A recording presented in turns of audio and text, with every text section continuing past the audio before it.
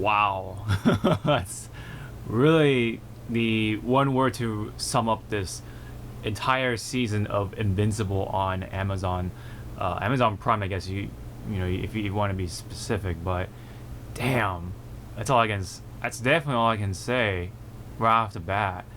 Well, anyways, this is my review for Invincible on Amazon, and I went in, thinking that this was gonna be a pretty decent series. I immediately started watching after seeing a clip of the ending to episode one, so you'll know what I'm talking about. Yeah, definitely not for the squeamish, I must say. So if you're more on the squeamish side of things, this is definitely not the show for you. There is definitely a decent amount of that, of violence throughout the series, especially with our hero Invincible getting his ass whooped throughout throughout the show. Of course, this is also sort of like a take on the whole Superman thing, and there's a lot of like tropey things going on within this series. It really touches on all the superhero tropes that you've seen before, but they've kind of been changed around a bit. So this is a bit of a different take on it. It's like an alternate Superman, if you will, and this is quite fucked up, I must say, especially right at the season finale. The season finale really wrapped it up nicely. It just, wow, it left me saying wow right at the end of it too. I really have to emphasize that. So yeah, I watched it right when I got my vaccine shot. So right now I do have a headache, so if I do get my words mixed up, I do apologize for that in advance. Anyways, let's talk about the series itself as a whole. So obviously I watched all episodes 1 through 8, and again, admittedly, I started watching it because of the sort of the violence that expressed through the clip that I've seen through Twitter. They someone posted it. I saw it. I was like, what the heck? So I wanted to get the context of things, and funny enough, even if you do watch episode 1, you still don't understand it. So it makes you wonder, like, what's going on here? So throughout the series, you start thinking like, what really went on and stuff like that. What was the reason behind that whole scene? And I think it really did a good job making it really interesting. I think that really set sort of like the stories forward, if you know what I'm saying. With Omni-Man, of course, with whatever's going on with him, but of course he has his family. It's basically, on the surface it looks like it's like having a family, right? And then your son eventually discovers his powers, and it seems like it's all about teaching him and showing him the ropes of being a hero, right? But then by the end of the season, it really unfolds to something completely different for the better, I would say, or something different, and I think it's a little more refreshing in that sense. Again, it does feel like a more alternate take on Superman, a much violent and darker take, I must say. And yeah, dude, it's just I think it's great in that sense. The storytelling is pretty good. I know there's some discrepancies, right, with a certain character, but I'll get into that later.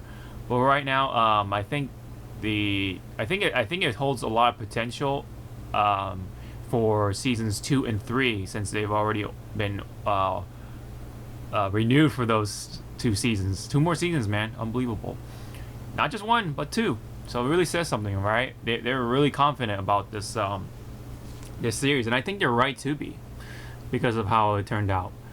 But yeah, let's just talk about the obvious things, like the animation, for example. I really liked it for what it is. It really is like a nice in-between of the American style and sort of that Japanese anime style you see nowadays. A lot of American comics have taken that style when it comes to the animation side of things, like Marvel and DC, of course, the 2 major ones. I've noticed throughout the years. They have started to sort of adopt a lot of the traits from sort of the anime side of things and incorporate it to their styles as of late. So, especially, it might have been inspired from, Teen Titans. Teen Titans was definitely the first major sort of DC cartoon to adopt that sort of style, and even the sort of that comedic take on things. A lot of, the expressions that they do. But you definitely don't see those expressions in here. It's not that Japanese, but there are some traits that you kind of see, that have been influenced from the Japanese side of things to here to some extent. But the animation quality does stand out quite a bit in a good way overall. There are some noticeable things where, yes, you do kind of see the sort of that initial budget sort of look to it, that starting budget. There are some sort of funny little things that you kind of see throughout the animations. You notice like some of the, for example, there's a bird that dies, right?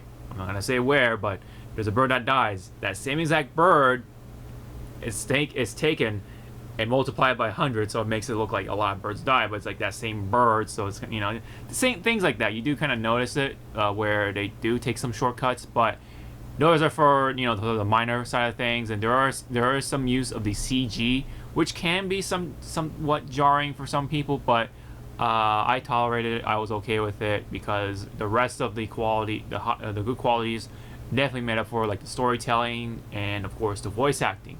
The voice acting cast, the performances have been really good. Steven Yeun as Invincible / Mark has been, very phenomenal. I do hear the nuances and sort of like that the really subtle emotional sort of subtleties from the actor, and I think it turned out great. I think he did great as Mark, very convincingly, as that young upcoming, superhero sort of character. As his father is the great Omni-Man, and I'm speaking of Omni-Man, voiced by J.K. Simmons. He did just absolutely phenomenal with flying colors, portraying that all-powerful Superman type of superhero. And you just hear that J.K. Simmons sort of that classic sort of voice throughout his work. You know what I mean? So you kind of sometimes hear the J. Jonah Jameson and sort of Tenzin from Legend of Korra, for example. Through things like that. You know what I mean? So if you love J.K. Simmons, this is definitely the one for you. So, this is definitely a treat for those who love, Steven Yeun, of course, J.K. Simmons, and of course, Debbie, voiced by I forget her name. I forgive me, but I do recognize her face. I do. It's just that her name is kind of hard to remember exactly, but. Cecil also is another really cool character. I really do like his sort of outlook on things and how he handles the situations and stuff like that. He tries to stay calm as much as he can, that sort of thing. And I love the performance by Walter, or I think Gibbons or Gobbins or something like that. Forgive me. He's done a number of characters for the Tarantino films. Like from Hateful Eight, also for Django Unchained. I love that actor too. He's been in Ant-Man, I think, too, if I'm not mistaken. At least one of the Ant-Man films. Anyways, actor also great. Perfectly casted for Cecil. Awesome. Even a surprise appearance for Mark Hamill. He plays like the costume maker. You know what I mean? So he's he's in there. You know what I mean? So it's like, what? I didn't even notice until I looked up at the casting, through Amazon. So that's actually really cool. You have a pretty good casting, and of course, along with all the other characters, voiced by great actors, which don't really get the spotlight too much. But other characters I did really like was the robot. The robot was also another interesting character that went through sort of a story arc of his own. That's pretty interesting in its own right as well. I like the voice performance there as well for the robot, and what he did to accomplish his goal. Even though maybe some people may question it, but anyway, the Guardians of the Globe, right? The Mark's friends. At this point, I guess I can talk about Amber, but it's kind of hard to explain it without spoiling things. But overall, don't really hate on Amber too much. Initially, I did for what she does for one of the later episodes, but I think the finale sort of ironed things out. So I'm okay with what happened to Amber. It kind of goes to show that not everyone is like perfect. People make mistakes too. Not just Mark, but Amber and other people as well. So I mean, and you can definitely see other characters making mistakes too. So there's also other characters like Adam Eve, which I did like as well. I do like her presence whenever she's in it. The new Guardians of the Globe, like Rexplosion, right? Duplicate, so on and so forth. So you can't forget about Titan, right? He had his own little story going on where he winds up. That's interesting itself. So the music is a little generic. There's not really stuff to remember, unfortunately. There's nothing too distinguishing.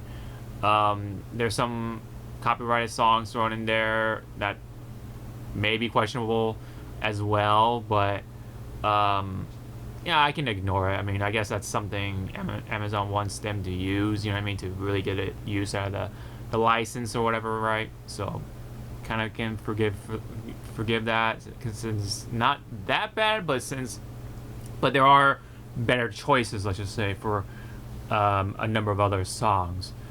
Anyway, there's other little neat characters that make it in there, like Alan the alien is pretty funny, who's voiced by Seth Rogen, and so on and so forth. So that's another character I kind of grew a liking to as well. Battle Beast was another cool one too. Kind of want to see where that goes with that character. But yeah, man,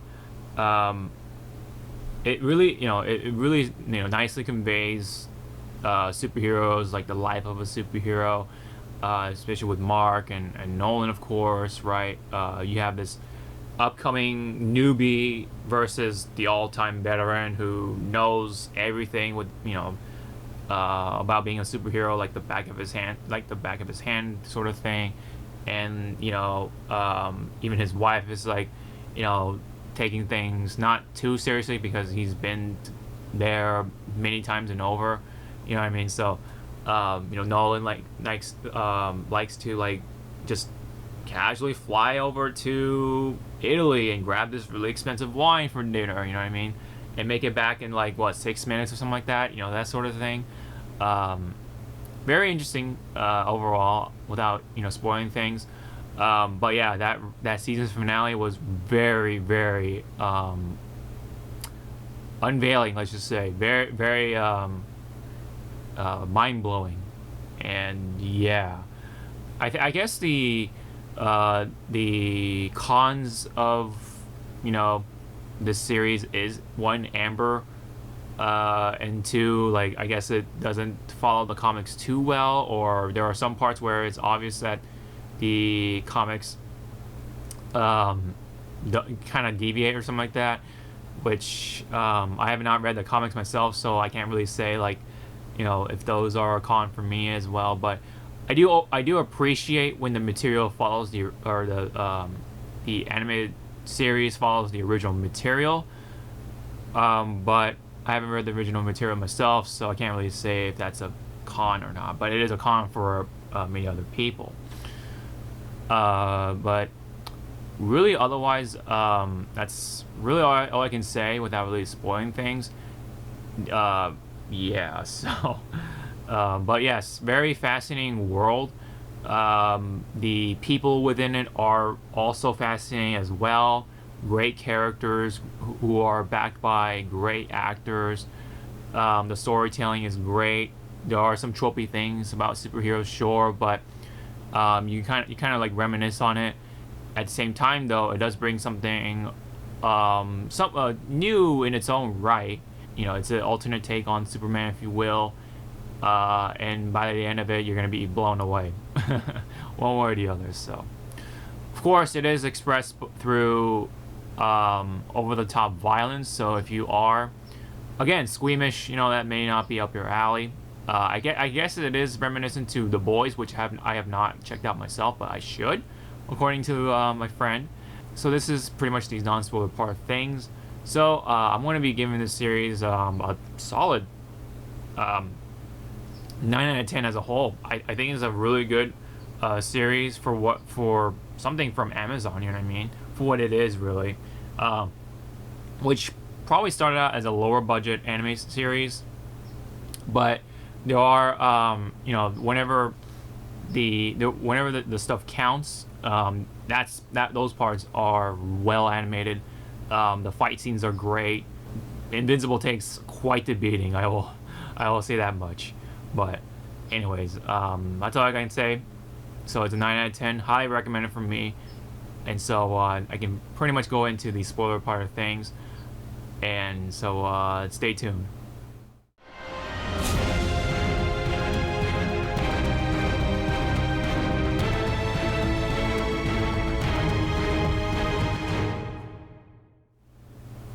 Alright, so where to begin, right? So yeah, it really seems like Nolan or Omni-Man murdered the old Guardians of the Globe for some reason. He wasn't under control or anything like that, or was he? You know what I mean? So it really boggles that sort of mind. And so throughout this series, throughout that season, Debbie investigates what happened, pretty much, right? And maybe why, of course, why. But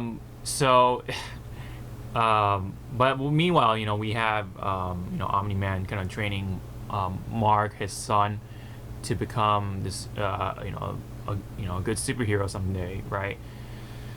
So it really kind of goes back and forth in a way, more ways than one, I guess. And then there are some other story arcs, right? So we have the robot, that whole thing with robot trying to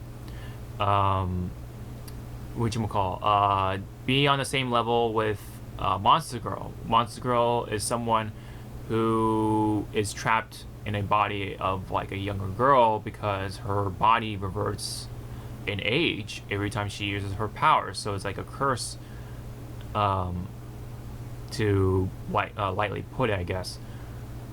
So the robot, I guess he's probably in love with her, one or the other. They're mentally around the same age, I'm imagining. So, because robot says he's around 30, and then I think Monster Girl is around 30 as well in the mental age. So, so it makes sense, right? It would seem right. So the robot actually broke out technically two of the notorious criminals, the Mahler twins, to pretty much essentially create him a body, right? Cloned from Rexplosion, which is crazy. And and then you can imagine, right, how Rex felt. And then once that went, he pretty much said fuck him, and I gave him the schematics, but in the end of things, it sucked because those schematics were used to try to control the Immortal, who was early killed by Omni-Man, and he was revived, and which leads to more towards the final episode of things. So I like how some of the storylines do kind of intersect with each other in a way, so that's kind of cool. But yeah, I'm kind of jumping all over the place, so I do apologize for that. But yeah, kind of how I feel with this series. It's like a bloody pulp in a good way. Anyway, I do want to divert the conversation to Amber. So Amber, obviously she knew about Mark and his secret identity, and the fact that she knew, you know, made her decisions in that episode questionable. Yes, I do disagree with what Amber made with her choices especially after knowing what Mark did and what Mark was doing. But yeah, I said previously in the non-spoiler part of things, I think it just kind of it really wanted to make a more of a realistic approach in a way of things, that people aren't perfect. People make mistakes, really stupid ones at times, and this was probably one of them. Amber is that character, and once she saw what was happening between Omni-Man and Invincible, she pretty much forgave him. She forgave him. Although yes, the first initial part was very questionable. But I wanted the series to play out. You know what I mean? Before I make my decision to whether to like Amber or not. Definitely a lot of people jumped the gun and they thought, she was a piece of shit or whatever. But I think she's forgivable in my opinion. You know what I mean? That's the kind of mistake that people would make. You know what I mean? So just because just sometimes people kind of do some questionable things at the moment. In the heat of the moment, it's there's that whole thing with the whole fight or flight thing. So you either choose to accept him or reject him. In this moment, Amber rejected him because she just didn't get enough the attention that she wanted in their relationship. And Mark could have at least hinted at some things, or I don't know. You know what I mean? It's hard because you are talking about being a superhero, and such and things like that. But at the end, that's a decision she made, whether she knew or not, and she felt the guilt that from the decision she made from that episode. So it all kind of, I don't know. I think that can be forgiven in my opinion at that point. So I completely don't hate Amber. Initially I did, but I purposely waited until the season was over or whatever. Then it's like, okay, then I can make my decision. And in this case, I can forgive her for that. She felt that her decision wasn't right either. She let things go over her head, and so I think they're back together, and I don't know how things go in the comics, right? So I don't know, things could be different. Anyway, so that whole thing with Amber, I personally forgive it, but anyway, I'm gonna jump right into the season finale, and holy shit, that whole episode was like, wow. I actually want to go rewatch it, man, just to see everything again. That's how good it was. I love the action. I love the sort of that emotional sort of tugging, and just that roller coaster that really offered in that whole episode itself. That whole episode itself, I think it's a 10 out of 10, dude. The revelations, sort of just everything, man. The action and everything, the performance, just everything that Nolan threw at Mark, and how Mark stood up to what he believed as well, and everyone else around him, the audience that was watching, right? The Amber, Mark's friend, best friend, I forget his name, but he's gay and stuff like that, but he saw as well. Of course, Adam Eve, the Guardians of the Globe, of course. Like everyone, pretty much everyone saw what happened. So it's yeah, quite the shocker for everyone, pretty much, and especially on Mark. So, and Debbie, of course. Debbie heard everything. It's like soul crushing, dude, and how they handle it after the fact, it's just, you know what I mean. Like you can feel it. You can feel like the weight and everything that comes down on their roof, through their roof and everything. Like, man, and just how matter of fact Omni-Man is just so, it's just more of that soul crushing feel to it. It's yeah. you know Unbelievable. It definitely is a word to describe it. And right at the end of things, it does set up for really cool things potentially as well.